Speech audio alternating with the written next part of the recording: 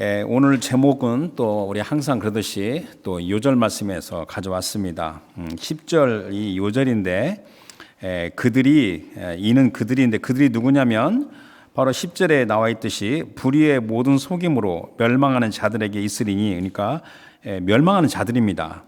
그들이 진리의 사랑을 받지 아니하여 구원함을 받지 못함이라. 거기에서 제목을 진리의 사랑을 받지 않으면이라고 이렇게 정했습니다. 우리 한국말에서 진리의 사랑을 받지 않으면 하면 다소 좀 이렇게 어색하게 느껴집니다. 아니, 진리에게 사랑을 받는다고? 그렇게 생각하지만 이것이 좀 그 원문에서 직역을 한 성격이 있습니다. 그래서 진리의 사랑이라는 건 뭐냐면 진리를 사랑하는 겁니다. 그래서 그 소유격이 목적격 소유격이라고 합니다. Objective Genitive라고 하는데, 우리가 the love of God 그러면 하나님의 사랑하지만 또 하나님을 사랑하는 거, 이게 두 개를 다 가르칠 수 있습니다. 그래서 여기에서는 이 목적격으로 해서 진리의 사랑이라는 것은 진리를 사랑하는 겁니다. 또 이게 받는다 그 뜻은 원 뜻이 원하여 선택한다 그 뜻입니다. 그래서 진리의 사랑을 받지 아니하면 그 말은 뭐냐면 진리를 사랑하는 것을 원하지도 않고 선택하지도 않으면 그런 의미입니다. 그래서 의지적인 그 선택의 모습입니다. 제목이 좀 부정적입니다. 그래서 제목이 부정적이면 그 말씀의 내용은 그 반대입니다. 그러니까 그 반대는 뭐냐면 진리를 사랑하는 것을 원하자, 진리를 사랑하자. 즉 진리는 하나님의 말씀이기 때문에 진리는 하나님 말씀을 사랑하자. 이것이 오늘 말씀의 요지입니다. 핵심입니다. 그래서 우리 서부장로교회 모든 성도 여러분들, 진리는 하나님 말씀을 다 같이 사랑합시다. 아멘하고 하면 이제 그 정답인데, 우리가 이렇게 아멘하고 또 이렇게 돌아설 일이 아닙니다. 그렇게 단순하지가 않습니다. 진리는 하나님 말씀을 사랑하는 것은 아주 심각한 주제입니다. 그리고 죽고 사는 이 구원의 문제입니다.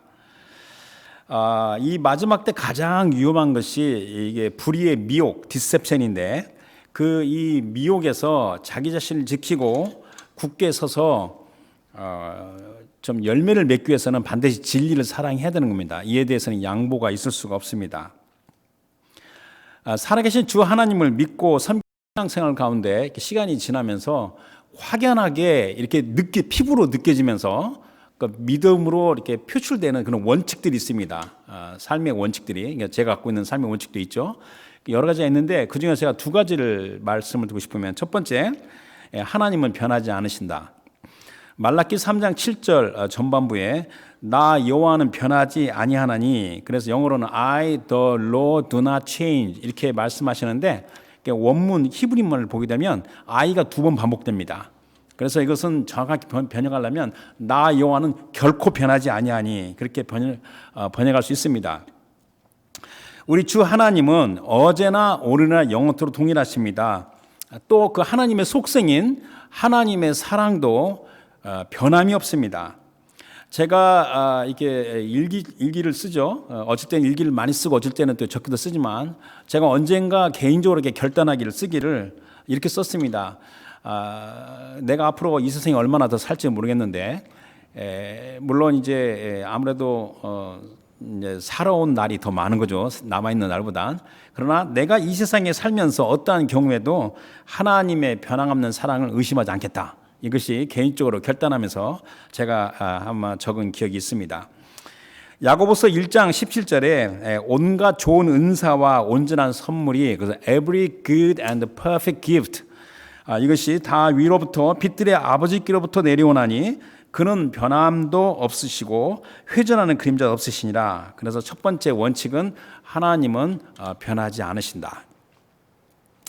그래서 두 번째는 이제 하나님이 변하지 않는 데서 또 이제 나오는 겁니다. 이어지는 건데, 하나님은 한 번 주신 말씀을 초월하지 않고 반드시 이행하신다. 민수기 23장 19절에는 선지자 발람이 예언했는데 그것도 하나님께서 주신 그 말씀입니다. 그 민수기 23장 19절에 하나님은 사람이 아니시니 거짓말을 하지 아니시고 인생이 아니시니 후회가 없으시도다. 어찌 그 말씀하신 바를 행하지 않으시며 하신 말씀을 실행하지 않으시랴. 하나님의 영, 성령을 통하여 성령으로 선지자들과 사도들을 통하여 주신 말씀을 반드시 이행하신다는 겁니다. 하박국 2장 3절이 또 생각이 나는데 그 선지자 하박국에게 우리 주 여호와 하나님께서 주시는 말씀이 그 하나님께 주신 말씀이 변함이 없다는 거 반드시 이행하신다는 말씀입니다. 2장 3절에 이 묵시는 정한 때가 있나니 하나님의 말씀은 정한 때가 있습니다. 그 종말이 속히 이르겠고 결코 거짓되지 아니하리라. 비록 더딜지라도 기다리라. 지체되지 않고 반드시 응하리라. 이 사람의 생각으로 볼 때는 마냥 더디고 좀 답답하게 보일지라도 베드로후서 3장 8절에 보게 되면 하루가 천년 같고 천년이 하루 같은 우리 전능하신 하나님께서는 한번 하신 말씀을 사람의 시간 연대와 상관이 없이 이미 하늘과 땅에 이미 선포된 영원한 진리라는 겁니다. 사람의 시간은 이 3차원 공간에서 우리가 시간을 생각할 수 있는데 뭐 요즘에 우리 과학 보게 되면 뭐 다중 이론 그 우주가 다중 우주 이론도 있고 거기 뭐 11차원 이야기도 하고 하는데 뭐 거기까지는 제가 자세히 좀 말하기 뭐하지만 사람이 3차원에 갖고 있는 시간은 그 위에 있는 고차원에서 보게 되면 아무것도 아닙니다. 하루가 천년 같고 천년이 하루 같은 우리 주 하나님 앞에서는 중요한 게 뭐냐면 하나님 입에서 나오는 말씀이 그걸로 끝나는 겁니다. 성경은 진리인 하나님의 말씀으로서 성도들의 믿음과 신앙생활의 최고의 권위이자 절대 기준입니다. 다양한 배경을 가진 약 40명의 저자들이 1500년에 걸쳐서 성경이 이게 기록되어 있습니다. 또 사람의 역사의 환경과 문화가 다양하게 변한다 할지라도 하나님은 변함이 없으시고 또 하나님께서 하신 말씀도 한번 선포된 말씀은 변함이 없이 반드시 이행하시는 겁니다. 시편 119편 89편에 여호와여 주의 말씀은 영원히 하늘에 굳게 섰사오며 이 말씀을 이렇게 묵상할수록 이렇게 새길수록 마음에 와닿는 게 있습니다. 영어로도 보게 되면 아주 또 좀 더 구체적입니다. O Lord, your word is eternal. 주님 영원합니다. It stands firm in the heavens. 하늘에 굳게 섰습니다. 따라서 우리가 가지고 있는 성경을 보게 되면 성경은 처음부터 이 동일하게 적용되는 원리들이 있습니다. 이것을 저는 이제 영적인 원리, spiritual principle 그런데 제가 옛날에 한국에서 대학 다닐 때 어떤 이단 종파가 그 이단이 그 사람들을 뽑는 때 영적 원리 연구회라는 말로 붙여서 참 이걸 쓰기가 싫었는데 하여튼 좋은 말은 다 이단들이 갖다 써가지고 우리가 쓸 수 없게 만들어요. 그러나 영적 원리는 분명히 좋은 말이고 성경의 말씀이 그 원리가 처음부터 끝까지 동일하게 전개되는 걸 우리가 알 수 있습니다. 그 원리는 지금도 마찬가지입니다.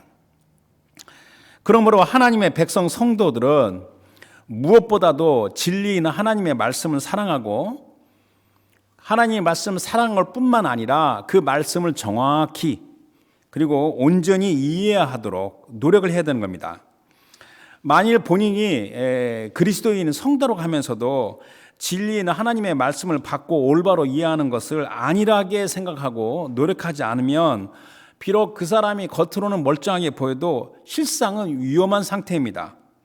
그러니까 이 시대, this age, 이 시대의 마지막 때에 가장 위험한 것은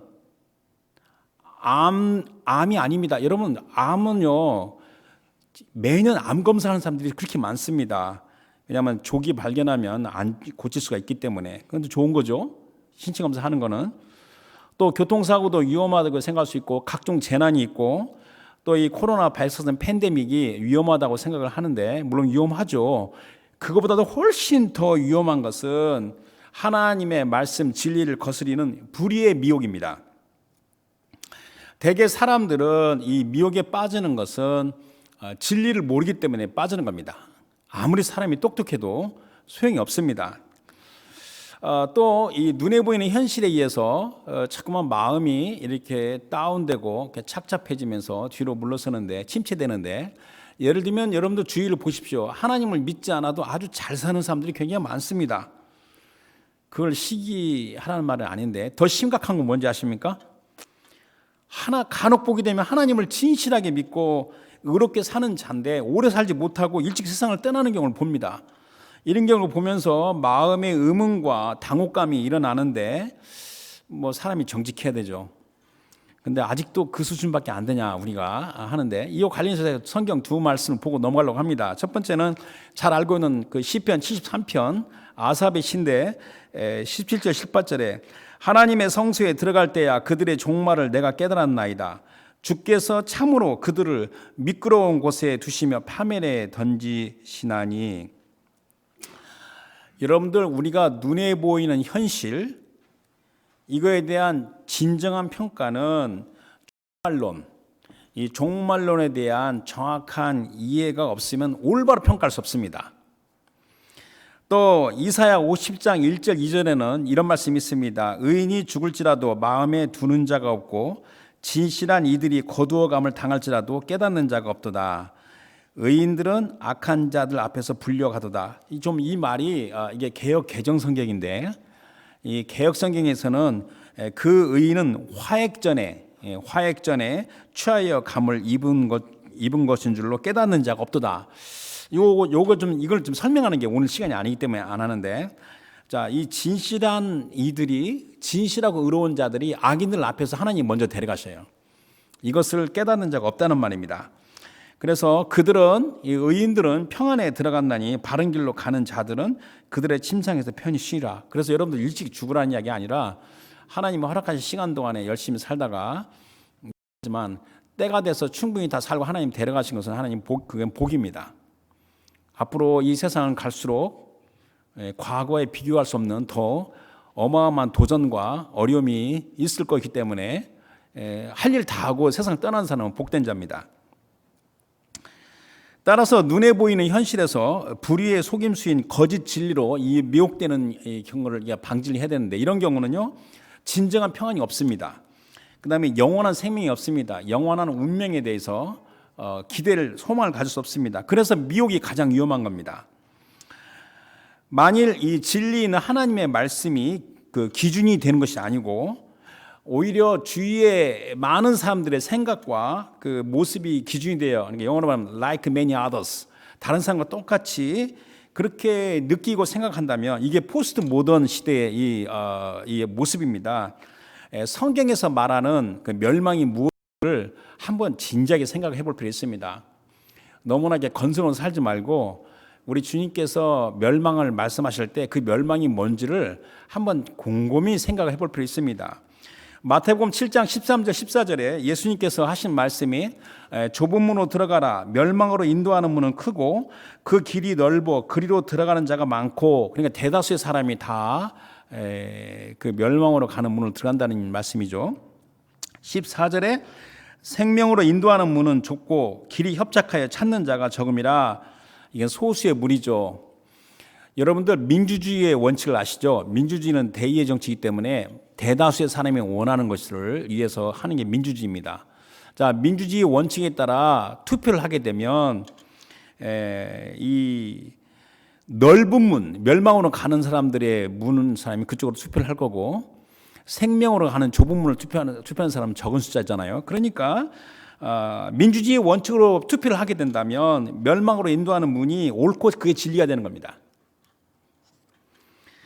이 시대에 그 가장 위험한 그 미혹을 물리치려면 어떻게 되냐 하면 오늘 말씀의 이제 그 핵심인데, 진리를 사랑해야 되는 겁니다. 진리는 하나님의 말씀을 사랑함으로 위험한 미혹을 물리칠 수 있습니다. 그런데 말은 간단한데 현실은 그렇게 간단하지 않습니다. 아주 복잡 미묘합니다. 무슨 이유로든지 우리가 교회에 나와서 하나님 믿는다고 말하는 현대 교인들 중에서도 상당수의 사람이 하나님의 말씀을 사랑하지 않고 있습니다. 제가 틀리기를 바라는데 현실은 그렇다는 겁니다. 왜냐하면 그렇지 않아도 아무렇지 않기 때문에 그렇습니다. 뭐 그냥 어제도 해가 떴고 오늘 해가 떴기 때문에 내일도 해가 뜰 거니까 뭐 하나님의 진리의 말씀을 이렇게 매달리지 않아도 뭐 크게 차이가 없을 것 같습니다. 또 더 심각한 건 뭐냐면 어떤 사람들은 자기 자신은 진리는 하나님의 말씀을 사랑한다고 말을 해요. 그러나 정작 그 실 내용을 보게 되면 본인은 하나님을 말씀을 사랑하지 않고 있다는 걸 본인은 모르고 있는 거예요. 이게 착각이죠. 그만큼 미혹은 아주 미묘합니다. 특히 이 사람은 이 허물과 죄로 타락을 했는데 이 타락한 사람의 마음은 하나님의 말씀에 벗어나는 악함에 아주 익숙하게 배어 있습니다. 그래서 예레미야 17장 9절 10절에 선지자를 통해서 하나님께서 주신 말씀이 만물보다 거짓되고 심히 부패한 것은 마음이라 누가 능히 이를 알리오마는 나 여호와는 심장을 살피며 search the heart 그다음에 폐부를 시험하고 examine the mind 이 마음과 생각을 시험하고 각각 그의 행위와 그 시대로 보응하나니 불의의 미혹이 활개치는 이 시대에 허물과 죄가 고개를 들고 일어나서 하나님의 말씀을 부인하는 것까지는 또 봐줄 만한데 오히려 정면으로 하나님의 말씀을 부인하고 이 대적하는 이 시대에 우리가 도대체 어떻게 신앙생활을 할 수 있을까? 시간이 갈수록 모든 관계가 이 메마르고 이 각박한 현실 거기다가 또 이 코로나 바이러스 때문에 이 소셜 디스턴싱가 유지하니까 이 관계가 갈수록 이 메마르고 또 각박해지는 겁니다. 이런 상황에서 어떻게 이 진정한 사랑을 내가 알 수 있을까? 그리고 그 사랑을 체험할 수 있을까? 이것을 생각하게 되면 마음이 착잡합니다. 또 옳고 그른 것이 무척이나 헷갈립니다. 왜냐하면 옛날 같은 경우는요 인터넷이나 SNS가 발달이 안 돼가지고 음모론이 이렇게 파괴가 안 큰데 요즘에는요 이 SNS 발달으로 지구가 전화가 하나로 그냥 연결되기 때문에 그 음모론이 얼마나 파괴를 가지고 있는지 도대체 이 상황에서 무엇을 내가 붙잡고 어디서 신앙생활을 시작해야 되는가? 그 답은 무엇일까요? 하면 제가 한 단어를 꼭 말하고 싶습니다. 은혜입니다. 은혜의 그레이스, 헬라어로는 카리스, 히브리 말로는 이 은혜, 하나님의 은혜가 없이는 신앙생활을 할 수가 없습니다. 이것을 철저하게 느껴야 되는 겁니다. 여러분들이 하나님의 은혜가 아니면요 예배를 드릴 수가 없습니다. 몸은 나와 있어도 예배를 드릴 수 없습니다. 그래서 여러분들 그렇게 하나님을 전폭적으로 신뢰하는 total dependence, a sense of total dependence 그 스피릿을 여러분들이 삶 가운데 길러야 되는 겁니다. 금방도 제가 오늘 예배를 시작하기 전에 요 앞에 앉아서 기도할 때 매 주일마다 예배를 인도하고 설교를 하는 사람으로서 똑같이 하면 되는 것 같은데 또 고백을 했습니다. 하나님 아버지, 저는 능력이 없습니다. 하나님께서 제게 기름 부으시고 능력 주시지 않으면 제가 예배를 인도하고 설교를 할 수가 없습니다. 하나님을 전폭적으로 의지합니다. 내 힘으로는 할 수 없습니다. 그렇게 하나님을 전폭적으로 의지하는 a sense of total dependence on God 이 스피릿을 길러야 되는 겁니다. 여러분들 하나도 거절되는 게 없습니다. 뭐가 마음에 안 들다, 뭐가 싫다 그런 걸 떠나서 내가 하나님의 은혜가 아니면 신앙생활을 할 수 없다 이렇게 생각을 해야 되는 겁니다. 그런데 문제는 뭐냐면 어떻게 하면 하나님의 은혜를 그러면 내가 입을 수 있는가? 어떻게 내가 하나님 은혜에 거할 수 있는가? 가장 정확한 길은 뭐냐면요 사랑에 있습니다. 사랑이 없으면 은혜에 임할 수가 없습니다. 어떤 사람은 진리인 하나님과 하나님 말씀을 사랑하는 것이 은혜를 입고 은혜에 거하는 가장 정확한 길입니다. 하나님의 말씀 진리를 사랑하며 그걸 절실히 갈망하며 품고자 하면 은혜가 주어집니다. 지금은 은혜의 시대이기 때문에. 그리고 그 은혜로 말미암아 하나님의 말씀인 진리를 정확하게 올바로 이해하게 되는 겁니다. 그래서 불의의 미혹을 물리칠 수 있습니다. 그래서 은혜가 있어야만이 진리는 하나님의 말씀을 올바로 정확히 알게 되고 이에 따라 신앙생활을 할 수 있는 겁니다. 그래서 먼저 은혜가 있어야 되는 겁니다. 그 다음에 하나님의 말씀 진리입니다.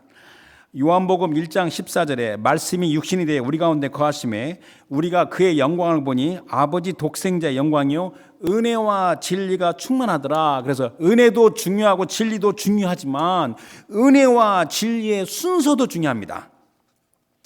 요한복음 1장 17절에 똑같은 요한복음 1장의 요한복음 서론의 17절에 율법은 모세로 말미암아 주어진 것이요 은혜와 진리는, 또 은혜와 진리, 순서가 은혜가 먼저 앞에 서는데 은혜와 진리는 예수 그리스도 말미암아 온 것이라.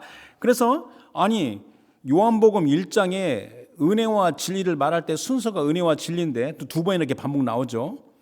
이게 우연한 건가 아니면 정말 순서가 중요한가 하면 성경은 은혜와 진리를 항상 말할 때, 동시에 말할 때 항상 은혜를 먼저 앞에 이야기합니다.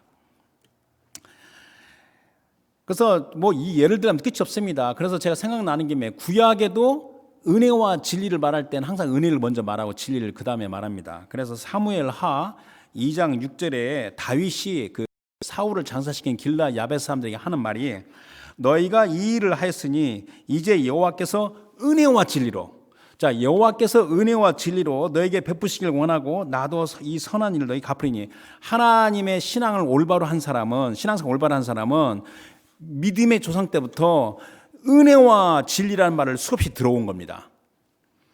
그러니까 은혜와 진리를 같이 언급할 때 항상 은혜가 진리에 앞섭니다. 그러니까 은혜가 중요하죠. 은혜가 뭐죠? 그 영어 이름 그레이스잖아요. 그래서 사람들 이름 중에 은혜라는 이름을 많이 붙입니다. 특히 은혜는 되게 여자입니다. 남자 중에서 은혜라는 이름을 가지고 있는 사람 없습니다. 그래서 김은혜, 이은혜, 박은혜, 또 뭐 영어로도 뭐 김그레이스, 이그레이스, 박그레이스 이렇게 이름 붙입니다. 그것은 은혜가 진리보다 더 중요한 것이 아니라 은혜가 있어야만이 진리를 깨닫기 때문에 그렇습니다. 그러니까 진리가 더 중요하죠. 그죠? 실상은. 그래서 보니까 김진리가 있습니다. 이진리도 있고 박진리도 있습니다. 근데 놀라운 게 뭐냐면 은혜는 되게 여자인데 이 진리라는 이름은 여자도 갖고 남자 갖고 양쪽을 갖고 있더라고요. 인터넷에 가서 한번 확인해 보십시오. 제가 몇 번이나 확인하고 정한 겁니다. 자, 이 진리는 뭐냐면 하나님의 말씀이 되게 특별 계십니다. 진리는 하나님의 말씀은 우리에게 드러난 건데 이 드러난 것이 특별 계시라는 겁니다. 특별이기 때문에 특별한 경우만 드러난다는 겁니다. 그런데 일반 계시는 이 우주 만물의 자연입니다. 이 자연의 만물 이치를 깨닫게 되면 창조주의 전능자의 손길을 우리가 더듬어 알 수 있습니다. 그래서 로마서 1장 20절에 보게 되면 창세로부터 그의 보이지 아니하는 것들 곧 그의 영원한 능력과 신성이 그가 만드신 만물에 분명히 모여 알려진다니. 그래서 여러분 과학자나 이 모든 인문학자나 모든 것이 이 인간 만사의 그 이치를 연구하게 되면 전능자의 손길을 이해할 수 있다는 겁니다. 그러나 전능자가 누군지는 모릅니다. 그러나 특별 계시는 선지자들과 사도를 통하여 주신 그 말씀으로서 그 말씀에 따라 전능자이신 하나님께서 내가 누구이다라고 자기 자신을 드러내고 또 그 하나님의 뜻과 목적을 알리신 겁니다. 그러니까 특별 계시니까 은혜가 있어야만이 그 특별 계시인 진리를 깨닫게 되는 겁니다. 다시 질문하게 되면 내가 어떻게 하여 하나님의 은혜를 얻으며 그 은혜에 거할 수 있을까 하면 하나님은 사람을 외모로 취하지 않습니다. 그러면 누구에게 은혜를 베푸시는가? 아까도 말했지만 하나님은 사랑하는 자에게 은혜를 베푸십니다. 무엇을 사랑하는가 하면 하나님을 사랑하고 하나님을 사랑하여 하나님의 말씀을 사랑하는 자에게 은혜를 베푸십니다. 그런데 우리가 이제 여기서 오늘 이제 이게 데살로니가 후서하고 연결돼서 보는 건데 하나님의 말씀을 순수하게 있는 그대로 사랑하기보다는 어떤 사람은 자기 방식대로 사랑합니다. 자기가 원하는 대로 자기의 필요에 따라 욕심에 따라 말씀을 받으려고 하게 되면 그거는 은혜가 주어질 수가 없고 이것은 하나님을 사랑하는 게 아니라 실상 자기 자신을 사랑하는 겁니다. 이것을 이해하지 않으면 하나님의 말씀을 많이 오해하게 되는 겁니다. 지난주도 제가 인용했던 요한복음 12장에서 말씀을 한번 또 나누겠습니다. 37절 41절에 그 이사야 말씀을 인용해서 한 말씀인데 이렇게 많은 표적을 그들 앞에서 행하였으나 그를 믿지 아니하니 이는 선지자 이사야 말씀을 이루려 하심이라. 이르되 주여 우리에게서 들은 바를 누가 믿었으며 주의 팔이 누구에게 나타났나이까 하였더라. 이게 수사 의문문이죠. 이게 이사야 51절에 나와 있는 말씀인데 주여 도대체 우리가 전한 말을 누가 믿습니까? 여호와의 팔이 누구에 나타났습니까? 수사 의문문을 했다는 건 상당히 의미심장한 게 많습니다.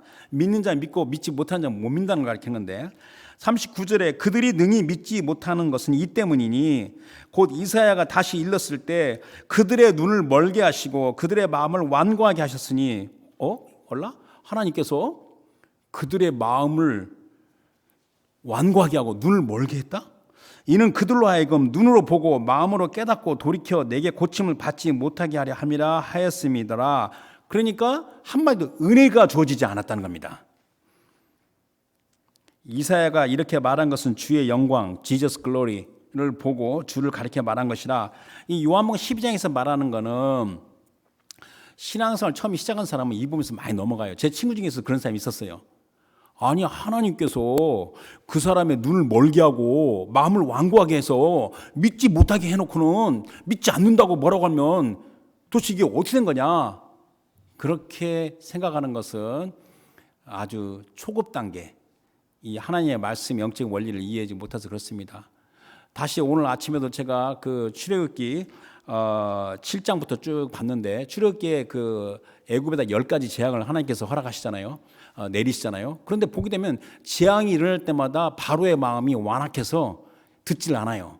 근데 나중에 뒤에 가 보게 되면 여호와께서 바로의 마음을 완악하게 하셨다, 이 말이 나오는데, 아니 여호와 하나님께서 바로의 마음을 완악하게 해놓고는 10가지 재앙을 막 때려가지고 나중에 이스라엘 백성 꺼내가지고 도대체 하나님의 공의로운 하나님인가라고 생각하는데, 아까도 제가 말씀드렸듯이 하나님을 사랑하고 하나님 말씀을 순수히 사랑하는 하지 않고 자기의 욕망, 욕심에 따라 하나님 말씀 받는 자는 결국 은혜가 줄 수 없다는 겁니다.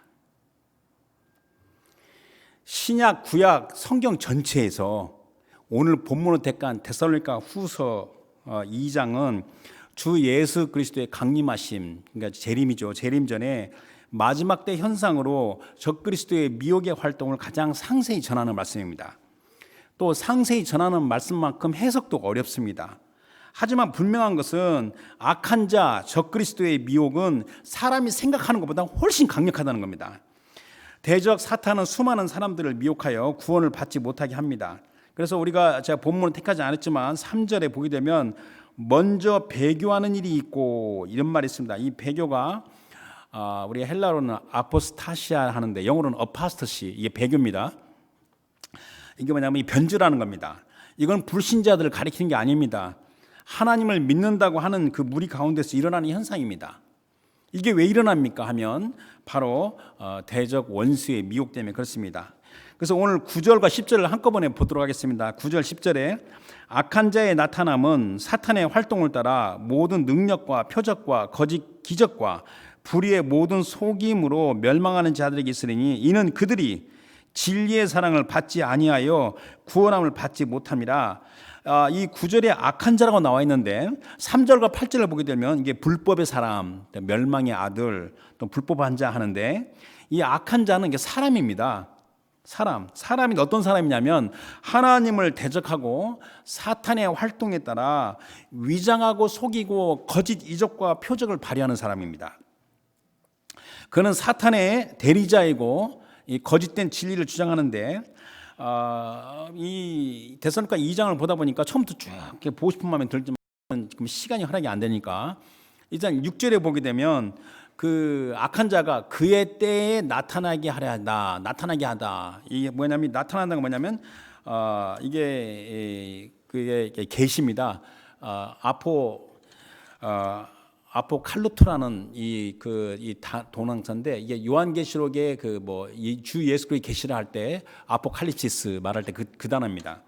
그러니까 그의 때에 드러나게 하려 하고, 그다음에 8절에 그때 불법한 자가 나타나는 똑같이 아포칼립시스라는 그 단어고, 그다음에 9절에 오늘 읽은 그 9절에는 악한 자의 나타남인데, 이 나타남이라는 것은 보통 헬라에서는 이게 파루시아, 강림하다, 나타나다.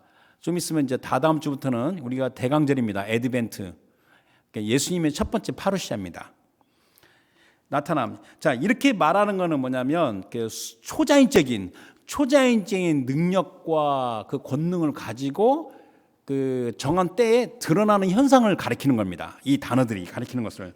다시 말하면 대적 사탄의 능력과 조종을 받아서 그리스도가 나타나며 수반되는 그 웅대하고 초자연적인 일들을 흉내내고 모방하고, 그래서 그 사악한 목적을 이루는 것이 바로 이 악한 자입니다.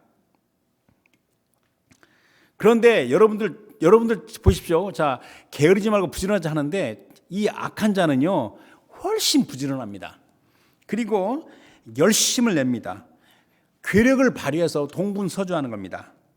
그리고 또 믿지 않는 이 대중의 심리를 기가 막히게 알아서 대중의 심리를 조정하여 그 사악한 목적을 이루는 겁니다. 사람이 아무리 그래서 똑똑하더라도 그 불의의 속임수와 미혹을 물리치는 것은 사람의 능력 밖입니다. 사탄의 능력으로 나타나는 모든 불의의 속임수는 사람을 볼 때, 그 악한 자가 볼 때는 저 사람이 무엇을 믿는지, 무엇을 사랑하는지 관심이 있습니다. 여러분들, 그 사탄은요 사람이 건강하게 잘 먹고 잘 사는 데 전혀 개의치가 않습니다. 그렇다고 해서 여러분들 무슨 잘 살지 못하고 고생하는 뜻이 아닙니다.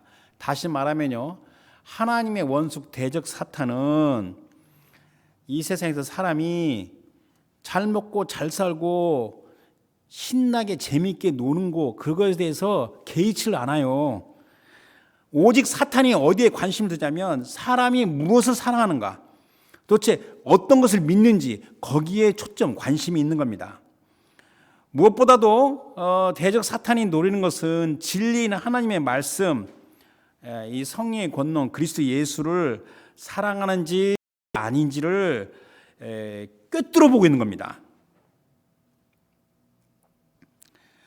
그래서 사람의 눈에는 속일 수 있어도 귀신을 속일 수가 없습니다. 그래서 귀신은 귀신같이 합니다. 그 창세기 보면 하와를 미혹하는 이 사탄도 그 뒤에 숨겨진 의도가 있습니다. 의도. 하와가 행복하고 즐겁게 사는 거, 그 관심 없습니다. 어떻게 하면 우리가 하나님께서 사람을 만들기 전에 이 사탄이 하나님을 대적했는데, 반역했는데, 어떻게 하면 피조물 한 개 더라도 자기의 반역에 그 참가하도록 리크루팅 하는 겁니다. 그 의도가. 여러분들 지금도 마찬가지입니다. 이 지구상에 70억 되는 사람이 인류 역사상 가장 인구수가 많은 거죠. 살고 있지만 지금도 사탄은 리크루팅합니다. 리크루팅. 내가 하나님을 반역한 거에 너도 참여하라. 이렇게 리크루팅을 계속 하는 겁니다. 여러분들 복음서를 보게 되면 예수님의 제자들은 예수님이 누구인지를 처음에 잘 몰랐어요. 그러나 귀신들은 처음부터 예수님이 누구인지를 잘 알고 있었습니다. 그 예가 많은데 제가 마가복음 1장에서만 한번 예를 들면, 마가복음 1장 23절 24절에 마침 그들의 회당에 더러운 귀신 들린 사람이 있어 소리질러 이르되 나사렛 예수여, 우리가 당신과 무슨 상관이 있나이까? 우리를 멸하러 왔나이까?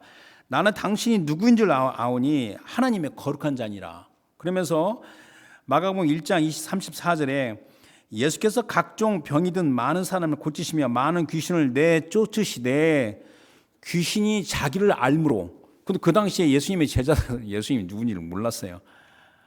귀신들이 자기를 알므로 그 말하는 것을 허락하지 아니하시니라. 그러면서 마가복음의 그 뒷부분에 가가지고 13장 22절, 이건 마태복음 24장의 마지막에 동일한 건데, 거짓 그리스도들과 거짓 선지자들이 많이 일어나서 이적과 기사를 행하여 할 수만 있으면 택하신 자들을 미혹하려 하리라 하는데, 이 거짓 그리스도들과 거짓 선지자들이 바로 이 악한 자, 이 불법의 사람의 이 대표적인 모습입니다. 따라서 이 불의의 미혹은 모든 사람에게 나타나는 겁니다. 어떻게든지 속이려고 하는 겁니다. 믿는 자들도 예외가 아니라는 겁니다. 그러면 내가 믿는 자라고, 내가 그리스도인이라면 그 미혹의 속임수에 어떻게 해야 내가 빠지지 않을 수 있을까 하면, IQ가 좋다? 똑똑하다? 가방끈이 길다? 천만의 말씀이에요. 그 소용없다는 겁니다. 미혹은 아주 미묘하고 복잡하여 자기가 그 미혹의 속임수에 빠진 것조차도 모릅니다. 그러니까 미혹이죠. 미혹이 미혹인 줄 알면 더 이상 미혹이 아닙니다. 그래서 우리가 오늘 요절에 보게 되면 10절에 불의의 모든 속임으로 멸망하는 자들에게 있으리니, 그 이유는 그들이 진리의 사랑을 받지 아니하여 구원함을 받지 못함이라. 근데 이게 멸망하는 자들 했는데 여기는 헬라가 분사형인데 현재형 분사입니다. 그러니까 정확히 하게 되면 지금 멸망의 길로 가고 있는 자들은 계속해서 진행형이기 때문에 그들에게 뭐가 그 이유는 뭐냐면 그들이 진리의 사랑을 받지 아니하며 구원함을 받지 못함이라. 그런데 이게 NIV 성경은요. 이것을 가장 정확하게 번역했습니다. Because they refused, 거절했다는 겁니다. Refused to love the truth, 진리를 사랑한 것을 거부하고 그래서 구원받는 것을 거부했다. 이렇게 나온 겁니다. 그래서 이 NIV나 잉글리시 스탠다드 버전이나 그다음에 리바이스 스탠다드 버전은 똑같이 번역을 했는데 이 어메리칸 스탠다드나 킹 제임스는 우리 한국말처럼 진리의 사랑을 받지 아니하면 이렇게 직역을 한 겁니다. 그러나 이게 좀 더 우리의 정확하게 의학하게 되면 NIV 성경과 같습니다. 자, 그들은 그 멸망한 자들은 진리는 하나님의 말씀을 사랑하기를 원하지도 않고 택하기를 거부하는 그 강박함, 그 완악함이 있는 겁니다. 그런데 놀라운 게 뭐냐면요, 현대 교회를 다니는 사람, 현대 그리스도인 보게 되면요, 그와 같이 강박함, 완악함이 얼마든지 있습니다. 이 성경이 이것이 구약의 이스라엘 백성의 모습을 통하여 우리에게 보여주고 있는 겁니다. 그러니까 문제는 뭐냐면요, 그들의 강박함과 완악함의 근본 문제는 뭐냐면 하나님을 사랑하지 않아요. 하나님을 사랑하지 않는 겁니다. 오직 자기 필요와 자기 욕망에만 관심이 있는 겁니다. 사도 바울도 영적인 아들 디모데에게 마지막 유언이죠. 디모데후서는 사도 바울이 그 디모데에게 준 유언입니다. 마지막 유언인데 디모데후서 4장 3절 4절 되면 자, 때가 이르리니 사람 바른 교훈, 이 사운드 닥트린, 이 바른 교훈을 받지 아니하여 귀가 가려워서, 귀가 간질간질하죠. 여러분들 우리 한국말에 내가 귀가 가려우면 누가 내 말 하는구나 하는데 성경에서 귀가 가려운 건 다른 뜻입니다. 귀가 가려워서 자기 사역을 따를 스승을 많이 두고 또 그 귀를 진리에서 돌이켜 허탄한 이야기를 따르니라. 이 가려운 귀, itching ears, 이 가려운 귀라는 건 뭐냐면 절대 진리, 절대 기준을 부인하고 이 다양성, diversity 또는 인본주의, 휴머니즘을 가장한 세속주의에 귀를 기울이는 겁니다. 이 세속주의가 팽배한 현대 교회 안에는 심각한 문제입니다.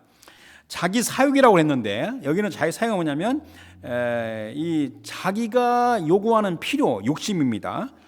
그래서 이 자기 사역이 현대 교회에 없다고 생각하면 큰 착각입니다.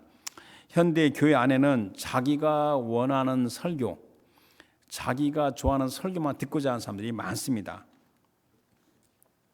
예를 들면 교회에서 사랑과 복을 강조하는 말씀이 전하면 아멘 하고 귀가 향하지만 하나님께 대한 회개와 심판에 대한 말씀을 하게 되면 왠지 듣기 싫어합니다.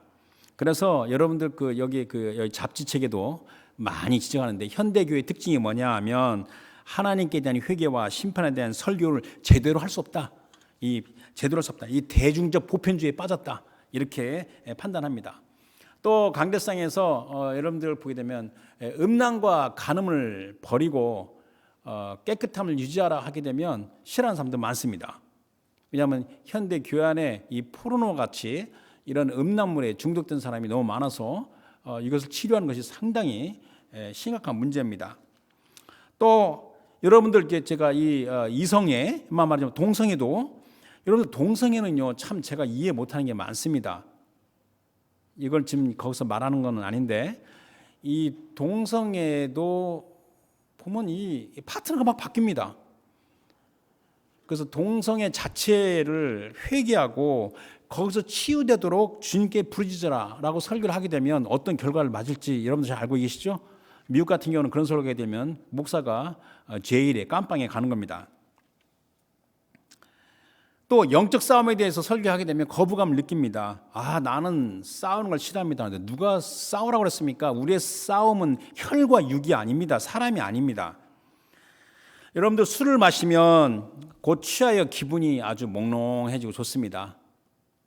옛날 대학 다닐 때 제가 술을 먹어봤으니까 제가 압니다. 아주 오래전 이야기인데. 또 마약을 혈관에다 딱 주사를 하게 되면 취하여 몽롱해지고 기분이 몹시 좋아집니다.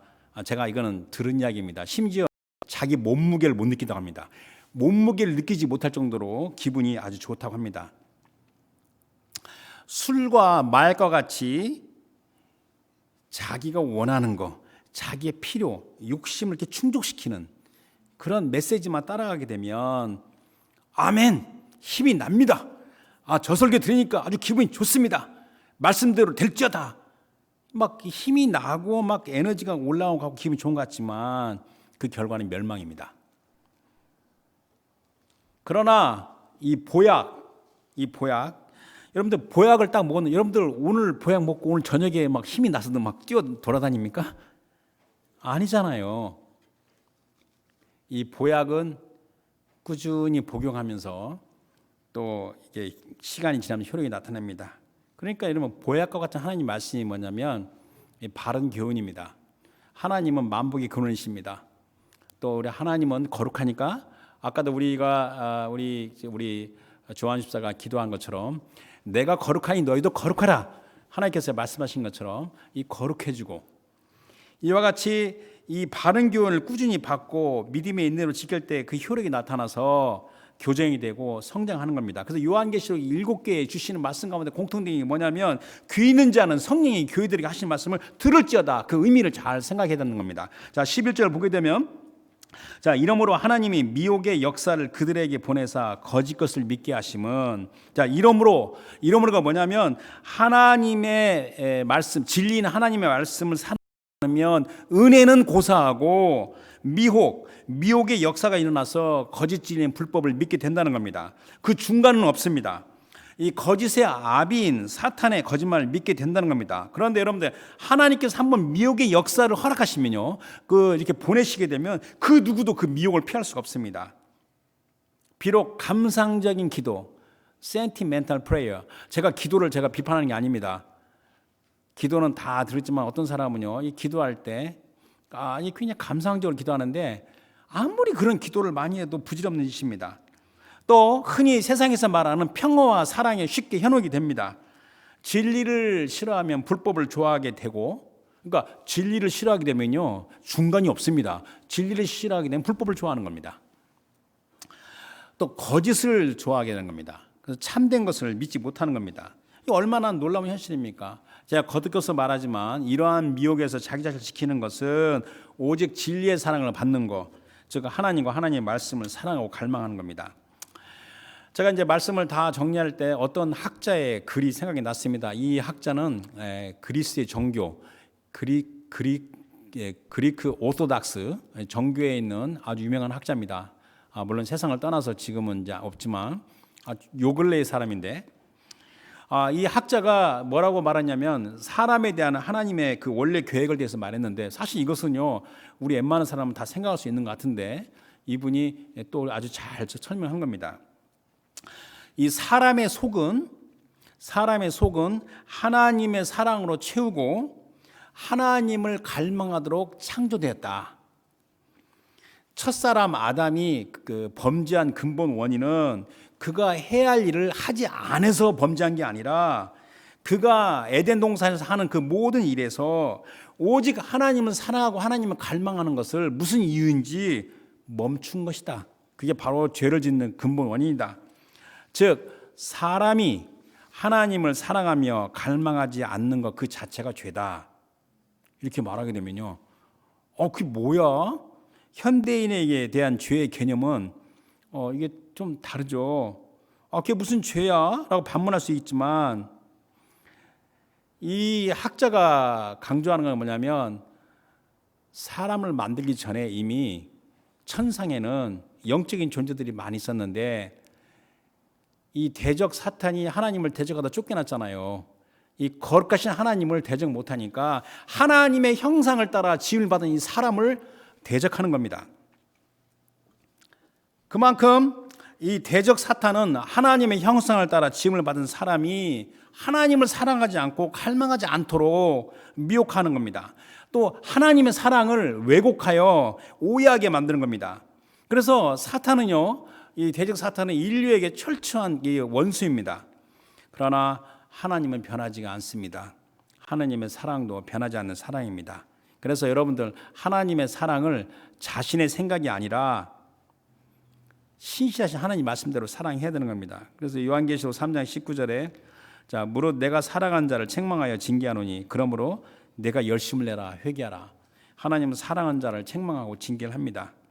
또 히브리서 12장 6절에 주께서 그 사랑하시는 자를 징계하시고 그가 받아들이시는 아들마다 채찍질 하심이라 하니라. 자, 마지막으로 12절을 보겠습니다. 12절에 진리를 믿지 않고 불의를 좋아하는 모든 자들로 하여금 심판을 받게 하려 하심이라. 그런데 아까 10절 요절에 그들이 진리의 사랑을 받지 아니하여 이것을 다시 반복하는 말씀으로써 진리를 믿지 않고 불의를 좋아하는 모든 자들, 그들이 미혹의 속임수에 빠진 것 그 자체가 심판이 이미 시작되었다는 말씀입니다. 그들이 미혹에서 빠져나올 수 없는 것은 그들의 그 착각과 오해가 아주 견고한 진입니다. 여러분들 자신의 논리로 옳다고 믿는 착각과 오해는요, 교정받기가 거의 불가능합니다. 제가 이것도 많이 경험했는데 한번 자기의 논리로, 자기 생각으로 이것은 옳다고 이렇게 본데 우리가 볼 때는 착각입니다. 오해입니다. 그걸 교정하기가 굉장히 어렵습니다. 뼈를 깎는 철저한 회개가 아니면 불가능합니다. 설령 여러분들 제가 대학에서요, 내가 논리를 전공했습니다. 논리로 박사학위 받았습니다. 깐깐한 논리로 설득하여 그 사람을 회심해 보겠습니다라고 해도 부질없는 짓입니다. 그들에게 이미 심판이 시작되었기 때문에 그렇습니다. 그러므로 하나님의 말씀을 대하는 자세, 이것은 겸손한 자세로서 하나님의 말씀에 자기 자신을 비춰보고 내 마음속에 있는 부패함, 악함이 얼마나 있는지를 잘 분별하시기 바랍니다. 또 이건 제가 개인적으로도 한번 붙이는 말씀인데, 여러분들이 자기 자신을 보면서 오랫동안 내게 붙어있는 비성경적인 악한 생각과 습관이 있는지를 잘 분별해 가십시오. 저는요, 제가 말씀드렸잖아요. 저는 대학교 다닐 때 예수님을 만나서 하나님을 알게 됐지, 그 전까지는 교회를 가본 사람이 없는 사람입니다. 제가 신앙생활 하면서 예전에는 제가 부러웠던 사람이 있습니다. 누가 부러웠냐면요, 신실한 믿음의 가정에서 자란 자가 그렇게 부러웠습니다. 그 이유가 바로 뭐냐면, 제가 그때 하나님 은혜로 깨달은 게 뭐냐면, 내가 성장하면서 나도 모르게 내 마음과 생각에 악한 사고 틀이 자리를 잡았구나, 악한 습관이 있었구나라고 깨달으면서 신실한 믿음의 가정에서 태어나서 인간이니까 때로는 실수를 하더라도 하나님의 말씀으로 교육을 받고 자란 사람이 그렇게 부러웠습니다. 그 사람들은 못 느낀 것 같지만 저는 느낄 수 있어요. 그만큼 내 마음과 생각에 악한 생각과 습관이 배어 있다는 겁니다. 여러분들 만약에 내 생각에, 습관적인 생각에, 사고에 거역과 반역이 있고 악함의 요소가 분별된다면 회개하고 돌아서서 정신을 차리고 예수 그리스도의 이름으로 그 귀신을 쫓아내십시오. 이렇게 말하면 여러분들 너무나 극단적인 말 같은데 천만의 말씀이에요. 제가 시간이 없어서 말을 못하는데 마태복음 16장 보게 되면 베드로가 예수님한테 주는 그리스도의 살아계신 하나님의 아들이라니까 바요나 시몬아 네가 복이도다, 이를 너게 하는 것은 혈육이 아니라 하나님께서 내 아버지께서 알겠다 하고 바로 그 이어서 예수님이 고난에서 말하니까 베드로가 주여 그런 일 없습니다 하니까 예수님이 뭐라고 하셨습니까? 바로 마태복음 16장 23절에 예수께서 돌이키셔 베드로에게 이르시되 사탄아 내 뒤로 물러가라, 너는 나를 넘어지게 하는 자로다. 내가 하나님의 일을 생각하지 아니하고 도리어 사람의 일을 생각하는다. 제가 너무 심한다고 말씀하지 마십시오. 여러분들이 습관적으로 생각하는 그 사고의 틀과 그 버릇에 비성경적인 악한 것이 자리 잡고 있으면 회개하고 그거를 통해서 주리를 두고 있는 악한 귀신을 예수 그리스도로 쫓아내십시오. 그리고 중보기도를 요청하십시오. 그리고 진리나 하나님의 말씀을 사랑하며 붙드십시오. 불의의 미혹이 기승을 부리고 있는 이 시대에 내가 죽지 않고 살아서 열매를 맺으면서 거룩하신 하나님의 그 구원의 은혜로 들어가도록 무엇보다도 하나님을 사랑하고 하나님의 말씀을 사랑해야 되는 겁니다. 자, 디모데후서 3장 14절 17절 이제 두 개만 보고 말씀을 마치도록 하겠습니다. 디모데후서 3장 14절에 바울이 영적 아들 디모데에게 하시는 말씀이 그러나 너는 배우고 확실한 일에 거하라. 너는 내가 누구에게 배운 것을 알며 또 어려서부터 성경을 알았느니. 디모데가 어렸을 때 성경을 어떻게 알았습니까? 외할머니 로이스와 어머니 유닉에 디모데 후서 1장 5절에 나옵니다. 네 외할머니와 네 어머니에게 네가 성경을 배워서 알았다는 겁니다. 이 성경은 이게 구약 성경입니다. 그 당시에 이 디모데 쓸 때는 구약 성경밖에 없습니다. 성경은 능히 너로 하여금 그리스도 예수 안에 있는 믿음으로 말미암아 구원에 이르는 지혜가 있게 하느니라. 모든 성경은 하나님의 감동으로 된 것으로 교훈과 책망과 바르게 함과 의로 교육하기에 유익하니 이는 하나님의 사랑으로 온전하게 하며 모든 선한 일을 행할 능력을 갖추게 하려 함이라. 한 가지만 더 하고 제가 이제 말씀을 마치도록 합니다. 자, 내가 진리는 하나님 말씀을 사랑하는 것은 나만 그치지 말고 내가 사랑하는 사람들, 나의 가족, 나의 자녀들, 나의 친구, 나의 후배들에게 그것을 또 부지런히 전해야 되는 겁니다. 근데 어떻게 내가 진리는 하나님 말씀을 사랑하는 것을 내 사랑하는 자에게 어떻게 가르칠 수 있느냐 하면 내가 먼저 실천을 해야죠. 내가 먼저 스스로 분발하여 하나님과 진리의 말씀을 뜨겁게 사랑하는 것을 그들이 보게 하고 그들로 배우게 하라는 겁니다. 어떻게 하여? 그러니까 여러분들 자녀, 친구, 제 친구인 목사들을 만나면 제가 또 그런 얘기 합니다. 우리가 어떻게 하면 하나님의 말씀을 좌로나 우나 치치지 않냐고 올바로 정확하게 이해할 수 있을까? 그런 고민을 합니다. 그런 노력을 그들로 하여금 보고 배우게 하라. 그리하여 언젠가 나중에라도 그들이, 특히 우리 어린아이들이, 자녀들이 언젠가 시간이 지나면 우리 아버지는, 우리 어머니는, 우리 교회 그 집사님은, 그 권사님은, 그 장로님은, 또 목사님은 하나님과 하나님의 말씀을 진실로 사랑했었구나라고 그런 고백만 한다면 그 이상의 보상이 필요 없습니다. 신명기 4장 9절 10절 마지막을 봅니다. 오직 너는 스스로 삼가며 내 마음을 힘써 지키라. 그리하면 내가 눈으로 본 그 일을 잊어버리지 말라. 내가 생존한 날 동안에 그 일들이 내 마음에서 떠나지 않도록 조심하라. 너는 그 일들을 내 아들들과 내 손자들에게 알게 하라. 내가 호렙산에서 내 하나님 여호와 앞에 섰던 날에 여호와께서 내게 이르시기를 나에게 백성을 모으라. 내가 그들에게 내 말을 들려주어 그들이 세상에 사는 날 동안 나를 경외함을 배우게 하며 그 자녀에게 가르치게 하리라 하심에 은혜와 진리입니다. 은혜와 진리. 하나님의 은혜가 있어야만이 하나님의 특별 계신 진리의 말씀을 깨달아 알 수 있습니다. 또 진리를 깨달으면 진리가 우리를 자유롭게 하기 때문에 자유롭게 하는 진리에 따라 매사에 의인으로서 젊은 사자같이 용맹스럽게 나아갈 수 있습니다. 이 모든 것이 어디서 시작하냐 하면 진리는 하나님 말씀을 사랑하는 데서 시작하는 겁니다. 즉 살아계신 주 하나님과 하나님 말씀을 전심으로 사랑하는 데서 비롯되는 겁니다. 그래서 여러분들 한번 가슴에 손을 얹고 나는 진리는 하나님 말씀을 사랑한다. 그렇게 고백하시기 바랍니다. 그리고 그 고백한 대로 그렇게 열심히 사시길 주님을 축원합니다. 주신 말씀 생각해서 기도하겠습니다. 오늘 말씀은 또 지난 말씀과 이어지는 이렇게 말씀드립니다. 하나님을 사랑하면서 계속 이어지는 건데 우리 하나님을 사랑한다는 하나님의 말씀을 전심으로 사랑합니다. 하나님 아버지 겸손하게 주의 말씀을 사랑하고 받아들입니다. 말씀 주신 걸 감사합니다. 그 말씀을 오늘 주신 말씀대로 하나님의 크신 은혜에 따라 그 깊은 진리를 잘 깨달을 수 있도록 도와주십시오. 그리하여 이 시대의 불의의 미혹을 능히 물리치고 하나님 주신 이 삶의 분깃 그 소명 안에서 풍성한 열매를 맺는 복된 삶이 되게 해달라고 다 같이 우리 통성으로 기도하겠습니다.